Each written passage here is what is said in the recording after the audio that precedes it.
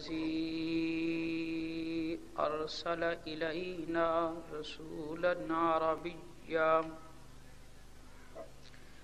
رسولا عربيا مكيا مدنيا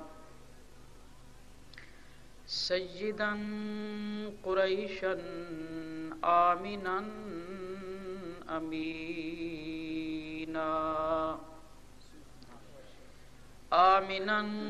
أمينا صادقا مصدوقا محمد رسول الله لخلقه محمد وآله وصحبه وبارك وسلم تسليما كثيرا كثيرا أما بعد فأعوذ بالله من الشيطان الرجيم بسم الله الرحمن الرحيم إن أول بيت وضع للناس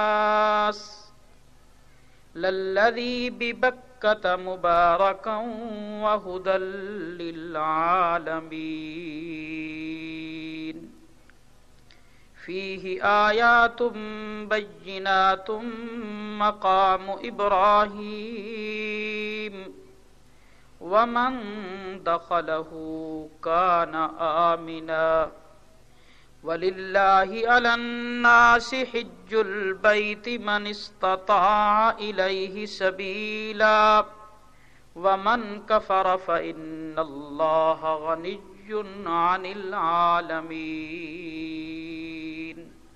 قوله تعالى إن الله وملائكته يصلون على النبي يا أيها الذين آمنوا صلوا عليه وسلموا تسليما اللهم آل محمد كما صليت على إبراهيم وعلى آل إبراهيم إنك حميد مجيد اللهم بارك على محمد وعلى آل محمد كما باركت على إبراهيم وعلى آل إبراهيم إنك حميد مجيد صدقت يا رب العالمين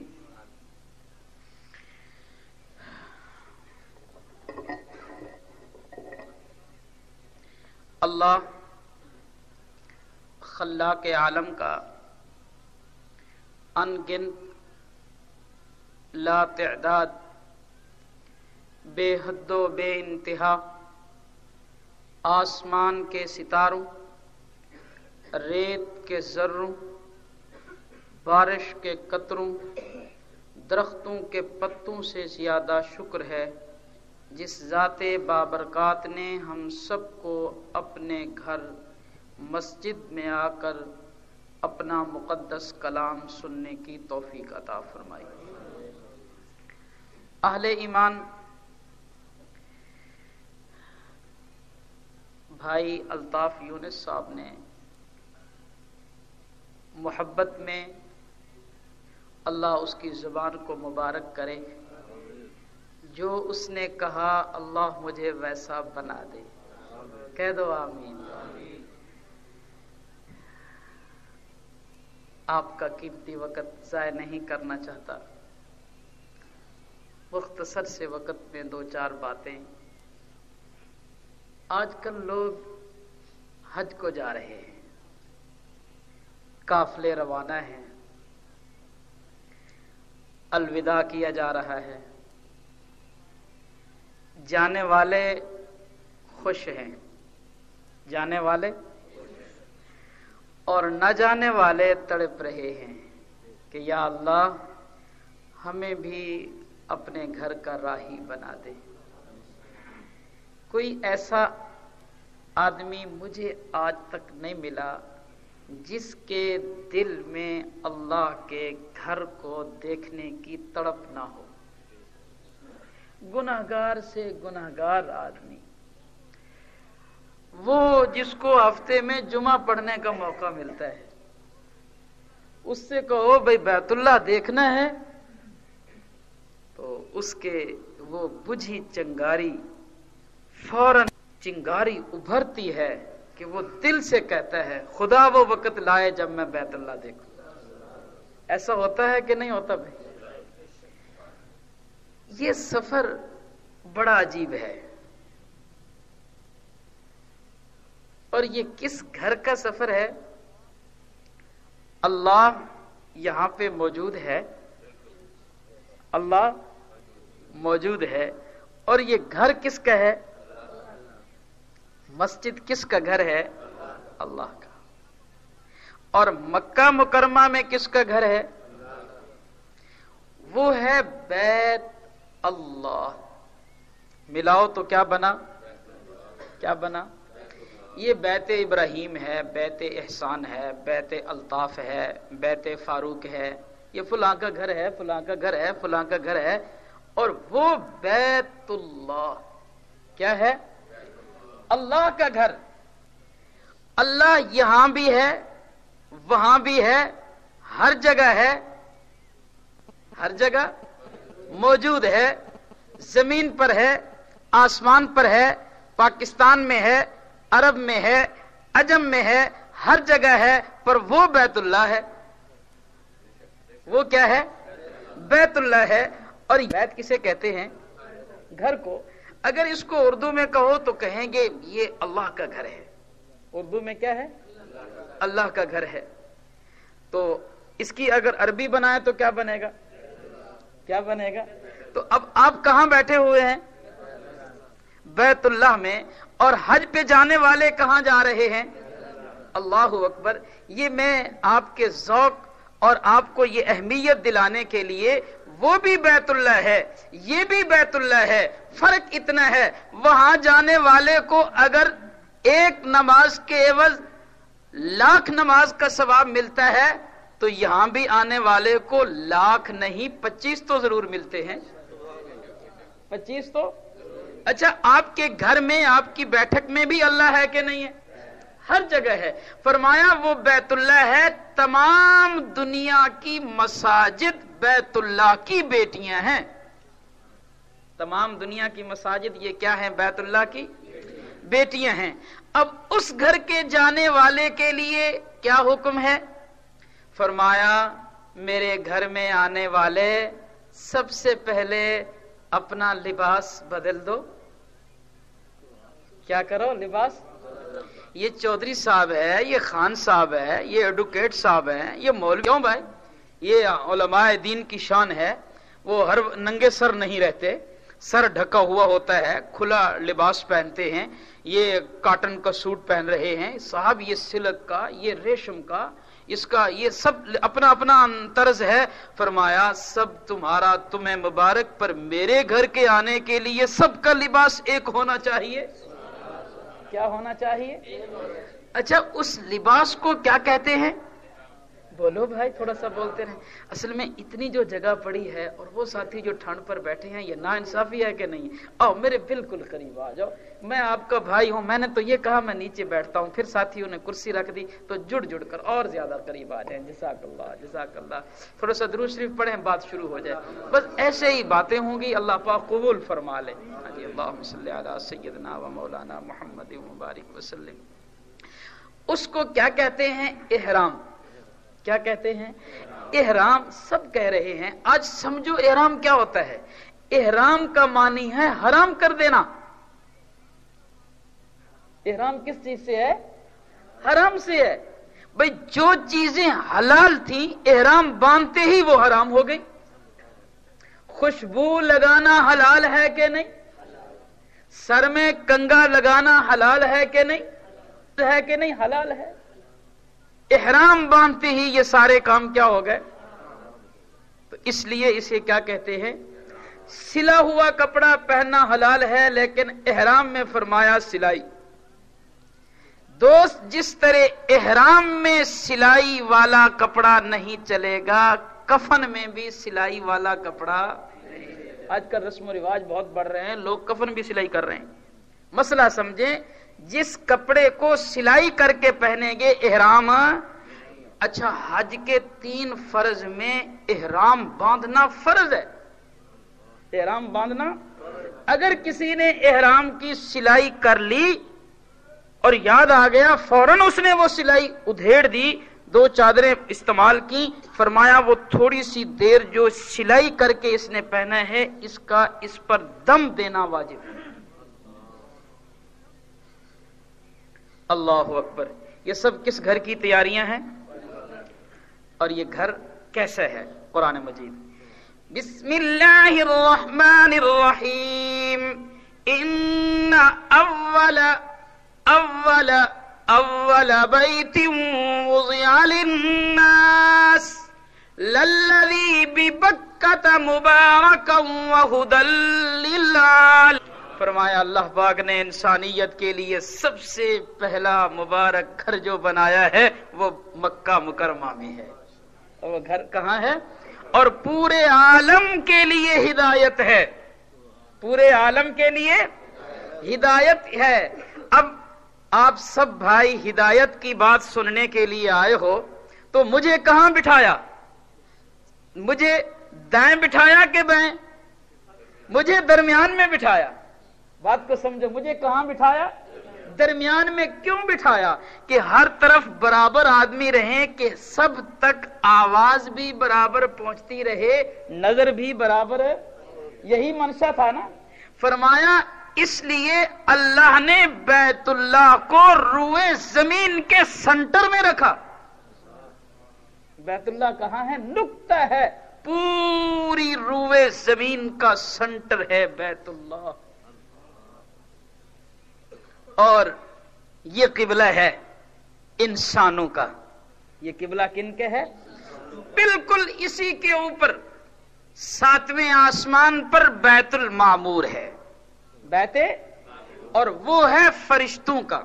وہ قبلہ کن کے ہے؟ اور ایک اور بات یاد رکھنا کہ کبھی بھی بند نہیں ہوا، سوائے 2-4 حادثات کے، ورنہ سخت ترین بارش کے اندر بھی بیت اللہ کا طواف،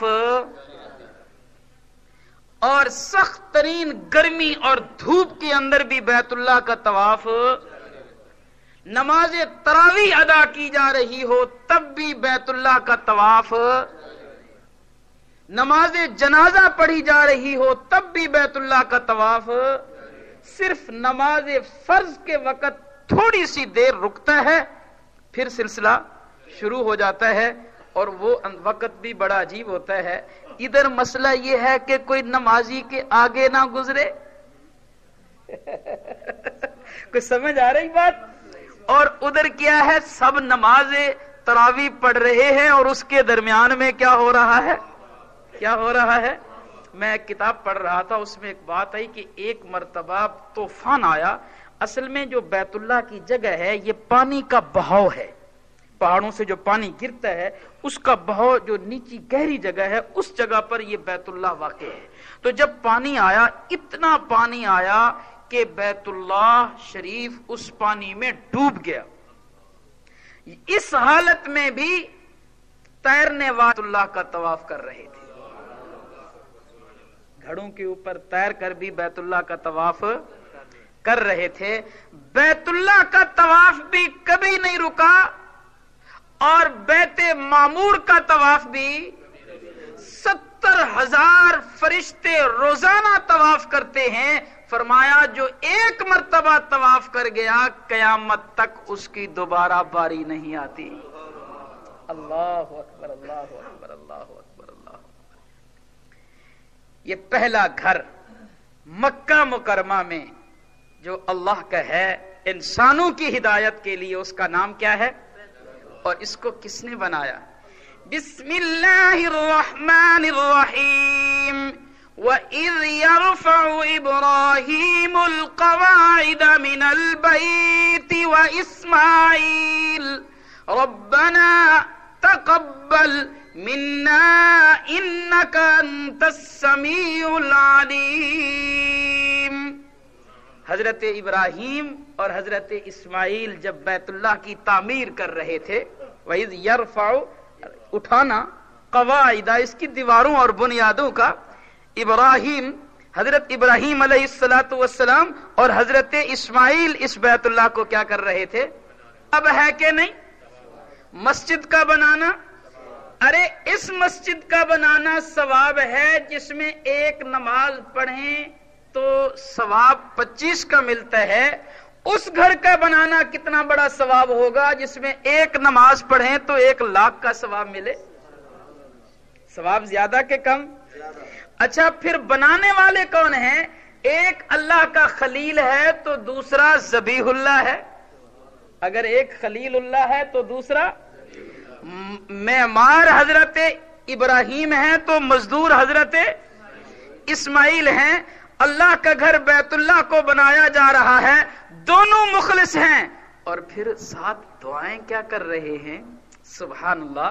بیت اللہ کی تعمیر جیسی عبادت اور نیکی کرتے ہوئے بھی کہہ رہے ہیں. سب مل کر کہہ دیجیے ربنا، کوئی زبان خاموش نہ رہے.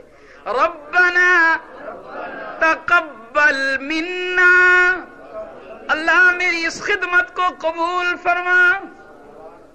جب وہ بیت اللہ کو بنانے والے قبولیت کی دعا کر رہے ہوں تو ہم نماز پڑھنے والوں کو قبولیت کی دعا کرنی چاہیے کہ نہیں؟ تلاوت کرنے والوں کو قبولیت کی دعا کرنی چاہیے کہ نہیں؟ اللہ کوئی نیکی کی توفیق دے دے، اس نیکی بھی کرتے رہنا ہے، قبولیت کی دعا بھی. دوستو ایک بات دل کی تختی پہ لکھنا، فرمایا ایک نیکی انسان کو جہنم کی طرف لے جاتی ہے. کیا کہا؟ بھولا نہیں ہوں، دماغ حاضر ہے کہ نیکی انسان کو جہنم کی طرف لے جاتی ہے اور ایک برائی انسان کو جنت کی طرف لے جاتی ہے. فرمایا جس نیکی کے بعد تکبر ہو، جس نیکی کے بعد تکبر ہو. ایک اللہ والے کے گھر ایک مہمان آیا تو سو گیا، صاحب خانہ اٹھا، تہجد پڑھی، صبح کی نماز ہوئی تو اپنے والد سے کہنے لگا ابو آپ تو کہہ رہے تھے یہ بڑا نیک آدمی ہے، یہ تو رات سویا رہا، اس نے تو تہجد نہیں پڑھی، ہم نے تو پڑھی ہے. سمجھ آئی بات؟ اس نے کہا بیٹا اس سے بہتر تھا تو بھی نہ پڑھتا، اس سے بہتر تھا تو بھی.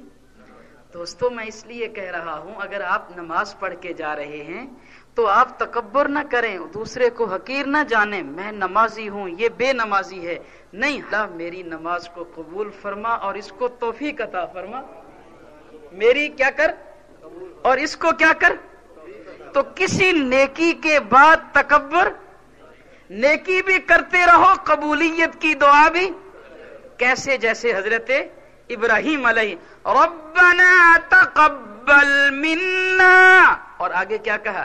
انک انت السمیع العلیم. اے اللہ تیرے علاوہ جاننے والا بھی کوئی نہیں، سننے والا بھی کوئی نہیں، قبول کرنے والا بھی کوئی نہیں، دیکھنے والا بھی کوئی نہیں، اور عبادت کے لائق بھی، سجدوں کے لائق بھی، قیام کے لائق بھی، ذکر کے لائق بھی، پکار کے لائق بھی، مشکل کشا کوئی نہیں، حاجت روا کوئی نہیں، رزق دینے والا کوئی نہیں، عزت عطا کرنے والا کوئی نہیں، بیماروں کو شفا دینے والا کوئی نہیں، غریب کو امیر کرنے والا کوئی نہیں، تخت والے کو تختے پہ لے جانے والا کوئی نہیں. یہ سب طاقتیں کس کے پاس ہیں؟ اس لیے تو فرمایا ربنا تقبل منا انک انت السمیم. دو لفظ بیان کیے، سمیع بھی کہا، علیم بھی کہا کہ سننے والا بھی تیرے علاوہ کوئی نہیں، سننے والا بھی تیرے علاوہ. مسجد میں نماز پڑھوگے میں دیکھوں گا، آپ کے محلے والا دیکھے گا، امام دیکھے گا، رات کی تنہائی ہو، اندھیرا ہو، ساری دنیا غفلت کی نیند سوئی ہوئی ہے، مسجد میں نہیں اپنے گھر میں ہے، لائٹ بند ہے، اندھیرے کے اندر تنہائی میں جب تو رب کے حضور سجدہ ریز ہو کر کہتا ہے سبحان ربی اعلی، رب دیکھ بھی رہا ہوتا ہے، سن بھی رہا ہوتا ہے۔ سب کے ٹائم مقرر ہیں، سب کے ٹائم مقرر ہیں، یہ صاحب فلاں وقت سے فلاں وقت تک ملاقات کرتے ہیں، اب صاحب کے کھانے کا ٹائم ہے، اب صاحب کی میٹنگ کا ٹائم ہے، اب صاحب کے سونے کا ٹائم ہے۔ کیوں بھائی ایسا ہے کہ نہیں ہے؟ ٹائم آؤ تو دیکھ کر آؤ۔ رب کا دروازہ ایسا ہے جس کا کوئی ٹائم نہیں، رات کے اندھیرے میں آؤ تو جواب ملے گا لبیک، دن کی روشنی میں آؤ تو آواز آئے گی لبیک۔ نہ سونے والا نہ سونے والا نہ کھانے والا، سونے سے بھی پاک، سونے سے بھی پاک، کھانے سے بھی پاک، جب پکارو آواز آئے وہ کون؟ اللہ اکبر۔ دعا کی بیت اللہ کی تعمیر بھی ہو رہی ہے، ساتھ دعا بھی ہو رہی ہے، اللہ میری خدمت کو قبول فرما۔ کس کی تعمیر ہو رہی تھی؟ بیت اللہ کی تعمیر۔ سبحان اللہ۔ جب بیت اللہ کی تعمیر ہو گئی پھر کیا ہوا؟ یہ قرآن مجید سورہ حج ہے۔ اللہ اکبر۔ فرمایا بسم اللہ الرحمن الرحیم وَأَذِّن فِي النَّاسِ، آسان لفظ، وَأَذِّن فِي النَّاسِ، آواز لگاؤ انسانوں کو۔ اللہ نے حضرت ابراہیم علیہ السلام سے کہا اذن فی الناس، آواز لگاؤ انسانوں کو۔ اے اللہ میری آواز کہاں تک جائے گی؟ ہر طرف پہاڑیاں ہیں، آواز پہاڑوں سے ٹکرا کر واپس آ جائے گی۔ فرمایا خلیل آواز دینا تیرا کام، اور قیامت تک آنے والے انسانوں کی روحوں تک آواز پہنچانا میرا کام۔ وَأَذِّن فِي النَّاسِ يَأْتُوكَ رِجَالًا وَعَلَىٰ كُلِّ ضَامِرٍ يَأْتِينَ مِن كُلِّ فَجٍّ عَمِيقٍ۔ آج دارالحجاج سے جانے والے قافلوں کو دیکھ لیجئے، پاکستان کے شہر سے جایا خلیل، آواز تم لگاؤ، تیری آواز پر اتنے دور دور سے لوگ آئیں گے، اگر اونٹنی پہ بیٹھیں چلنا شروع کریں، چلتے چلتے وہ اونٹنی بوڑھی ہو کر مر تو جائے گی پر اس کی منزل پھر بھی نہیں پہنچے گی، یعنی اتنے دور سے آئیں گے۔ آج چائنا سے بھی جا رہے ہیں، انڈیا سے بھی جا رہے ہیں، پاکستان سے بھی جا رہے ہیں، مشرق سے، مغرب سے، شمال سے، جنوب سے، ہر ایک حاجی کا رخ کس طرف ہے؟ بولو نا کس طرف ہے؟ وَأَذِّن فِي النَّاسِ يَأْتُوكَ رِجَالًا وَعَلَىٰ كُلِّ ضَامِرٍ يَأْتِينَ مِن كُلِّ فَجٍّ عَمِيقٍ۔ جانے والے جا رہے ہیں، سب کا لباس ایک جیسا ہے، سب کا لباس احرام باندھا ہوا ہے، دو چادریں ہیں، کفن کی دو چادریں، سر ننگا، پیر ننگے، ہاتھ ننگے، اللہ اکبر، احرام باندھ کر، لباس بھی سب کا ایک اور بولی بھی سب کی ایک۔ بولی بھی یہ پنجابی ہے، یہ پشتو بولتا ہے، انگلش بولتا ہے، فارسی بان ہے۔ فرمایا جو زبانیں ہوں وہ صحیح، پر میرے در پہ آنے کے لیے سب کا لباس بھی ایک ہونا چاہیے اور وہ ایک ہونا چاہیے۔ ہر حاجی ایک ہی بات میں مست ہے، کہہ رہا ہے لبیک۔ کیا کہہ رہا ہے؟ کہہ دو اللہ وہاں کہنے کی توفیق دے گا۔ لبیک، لبیک معنی کیا ہے؟ لبیک کا معنی کیا ہے؟ حاضر، حاضر۔ یہ کس سے کہہ رہا ہے؟ اللہ سے کہہ رہا ہے۔ میں نے ایک جگہ پہ پڑھا یہ لفظ لبیک اللہ کو کس طرح پسند آیا۔ فرمایا جب حضرت ابراہیم علیہ السلام نے فرمایا اسماعیل میں تجھے ذبح کرتا ہوا دیکھتا ہوں، تو حضرت اسماعیل نے کہا ابو لبیک۔ کیا کہا؟ کیا کہا؟ لبیک حاضر ہوں حاضر ہوں. اس لیے ہر جانے والا کہہ رہا ہے لبیک میں حاضر ہوں لبیک. یہ تلبیہ ہے. بڑے عجیب جملے ہیں, توجہ کرنا, کچھ کہنے لگا ہوں, اختلافی مسئلہ نہیں, سمجھ کی بات ہے. کہنے والے نے اللہ سے کہا کہ میں حاضر ہوں. کس سے کہا؟ لبیک میں حاضر ہوں. اللہم لبیک میں حاضر ہوں. جواب ملا چپ ہو جا, خاموش. تیری حاضری بعد میں, پہلے عقیدہ بتا کہ تیرا میرے بارے میں عقیدہ کیا ہے. پہلے اللہ اکبر. تلبیہ ہے. ہر حاجی جب کہتا ہے لبیک اللہم لبیک, آگے اپنے عقیدے کا اظہار کرتا ہے اللہم شریک لک. سب کہتے ہیں کہ نہیں؟ بولو بھائی, سب کہتے ہیں کہ نہیں؟ اچھا, قبر کا پجاری بھی رب کے دروازے پر یہی کہتا ہے کہ نہیں؟ وہ گھوڑے کا پجاری بھی یہی کہتا ہے کہ نہیں؟ کیا؟ لبیک میں حاضر ہوں. اللہم لبیک, اے اللہ میں. اور آگے کیا کہتا ہے؟ لا شریک لک. لا, تیرا شریک کوئی نہیں. تیرا شریک نہ صفت میں کوئی شریک ہے, نہ حقیقت میں کوئی شریک, نہ ذات میں کوئی شریک. لا شریک لک, تیرا شریک کوئی نہیں. جب عقیدے کا اظہار کیا, توحید کا اعلان کیا, غیر اللہ کی نفی کی, غیر اللہ کی نفی کی, اس لیے کہ یہ حضرت ابراہیم علیہ السلام, حضرت ابراہیم علیہ السلام لا شریک لک جب کہا میرا عقیدہ یہ ہے کہ میں حاضر ہوں. اب آگے کیا کہا؟ فرمایا جب کچھ انعام ملے تو شکر ادا کرو. پانی کا گھونٹ کوئی پلا دے تو کیا کہتے ہیں؟ الحمدللہ. کوئی چائے کا پوچھ لے تو کیا کہتے ہیں؟ تیری مہربانی, شکریہ. کھانا کھاؤ گے مول صاحب؟ بڑی مہربانی, شکریہ ادا کیا جاتا. اللہ اکبر. بات اگرچہ موضوع کی نہیں ہے, لیکن اس نیت سے بتا رہا ہوں کہ اللہ میری مغفرت کا ذریعہ بنا دے گا. نعمت کے ملنے پر کیا کرنا چاہیے؟ شکریہ ادا کرنا چاہیے. ایک صاحب کا واقعہ آتا ہے, وہ کہتے ہیں کہ وہ ڈاکٹر تھے, ٹریننگ کے لیے باہر گئے. 2 ڈاکٹر مل کر آپریشن کر رہے تھے. اس مسلمان کو چھینک آئی. کیا آئی؟ جب چھینک آئے تو کیا کہنا چاہیے؟ مسئلہ سمجھا رہا ہوں, شاید اللہ کبھی کہنے کی توفیق بھی دے دے گا. جب چھینک آئے تو کیا کہنا چاہیے؟ الحمدللہ. اور جو سنے اسے کیا کہنا چاہیے؟ جس کو چھینک آئے وہ کہے الحمدللہ, اور جو سنے وہ کیا کہے؟ یرحمک اللہ.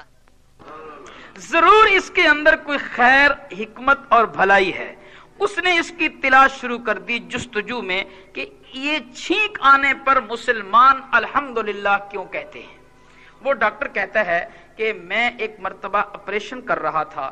دوران آپریشن مریض کا خون بند ہو گیا, نسوں کے اندر خون کی حرکت بند ہو گئی. ایسے لگا جیسے یہ ختم ہو گیا. میں بہت پریشان, سوچ رہا تھا کہ یہ سارا نظام جو رک گیا ہے کرنا چاہیے. اتنے میں اسے چھینک آئی. کیا آئی؟ کس کو؟ مریض کو. اس چھینک کے جھٹکے سے وہ سارا خون دوبارہ گردش کرنے لگا. تو میں نے سوچا یہ چھینک اتنی بڑی نعمت ہے, اگر یہ نہ آئے تو انسان کی ڈیتھ ہو سکتی ہے. کیا بھائی؟ فرمایا جب چھینک میں اتنی بڑی خیر ہے, یہ مسلمانوں کے نبی کو پتہ ہے, اس لیے اس نے کہا کہ اس پر الحمدللہ کہو, تو پورے دین میں کتنی خیر اور بھلائی ہوگی. اسی ایک واقعے کو دیکھ کر وہ کیا ہو گیا؟ مسلمان ہو گیا. تو میں کیا کہہ رہا تھا, بات کہاں سے چلی کہ لا شریک, تیرا کوئی شریک نہیں. اب اللہ پاک جب اس حاضری کو قبول کر لے تو تو انعام ہے کہ نہیں اللہ کا؟ اس پر شکر ادا کرنا چاہیے کہ نہیں کرنا چاہیے؟ شکریہ کے الفاظ کیا ہوتے ہیں؟ الحمدللہ. کیا الفاظ ہوتے ہیں؟ بس جب اللہ نے حاضری کو قبول کیا تو اب حاجی کیا کہتا ہے؟ لبیک اللہم لبیک لا شریک لک لا شریک لک اللہم لبیک لبیک لا شریک لک لبیک ان الحمد والنعمت سبحان اللہ لک. اے اللہ کوئی تیرا ایک انعام تو نہیں کہ میں اس پہ شکریہ ادا کروں، تیرے تو انگنت انعام ہیں. ان الحمد والنعمت لک. اور آگے کیا ہے؟ یہ لفظ یاد کرو، تلبیہ ہے. کیا کہ ان الحمد والنعمت لک. آگے لفظ ہے والملک لا شریک لک. اللہ اکبر. معنی کیا ہے؟ اے اللہ تیری صفتوں میں بھی شریک کوئی نہیں، تیری نعمتوں کا شمار بھی کوئی نہیں. والملک لا شریک لک. تیری بادشاہت میں بھی تیرا شریک کوئی نہیں. سب بادشاہوں کا بادشاہ کون ہے؟ والملک لا. ہر حاجی کی یہ پکار ہے، عربی ہو تب بھی، اجمی ہو تب بھی، سندھی ہو، پٹھان ہو، فارسی بان ہو، جس زبان کا بولنے والا ہو، رب کے در کا راہی ہو، لباس بھی ایک اور بولی بھی لبیک. سب کہہ دو اللہم لبیک لا شریک لک لبیک ان الحمد والنعمت لک والملک لا شریک لک. اے اللہ ہم سب کی حاضری قبول فرما. آج تیرے اس گھر میں بیٹھ کر کہہ رہے ہیں اللہ وہ لمحہ عطا فرما جب تیرے بیت اللہ کو دیکھ کر کہہ رہے ہوں. اللہ کے لیے کوئی مشکل ہے؟ طلب خالص ہونی چاہیے، اس کے لیے کوئی مشکل ہے؟ بڑا عجیب. یہ جو ہمارے ذہنوں میں ہے کہ پیسہ ہوگا تو جائیں گے، ایسے لوگ ہیں جو بغیر پیسے کے اللہ کا گھر دیکھ کر آئے. قاری صاحب تھے، اس کے دل میں خیال آیا کہ اللہ کا گھر دیکھو. فرمایا چل پڑے. دن کو سفر کرتے، رات کو جس گاؤں میں ٹھہرتے وہاں آواز لگا دیتے کہ مجھے چارپائیاں بننے کا ڈھنگ آتا ہے، اگر کسی نے چارپائی بنوانی ہو تو مجھ سے بنوا لے. وہ جس گاؤں میں جاتا ایک آدھ چارپائی آ جاتی، یہ بن لیتا، کچھ مل جاتا، وہ اس سے کچھ کھانے کا سودا لے کر پھر چل پڑتا. چلتے چلتے ایسے بندرگاہ پہ پہنچا تو وہ جہاز کا جو کپتان تھا اس سے ملا. کہا میں جدے جانا چاہتا ہوں، مجھے اگر کوئی خدمت ہو، کوئی مزدوری ہو، جہاز میں کام کرانا ہو تو مجھے مزدور رکھ لو کیونکہ میرے پاس کرایہ نہیں. بڑی عجیب بات لکھی ہے حضرت تھانوی رحمہ اللہ نے، پرانے وقت کی بات تھی.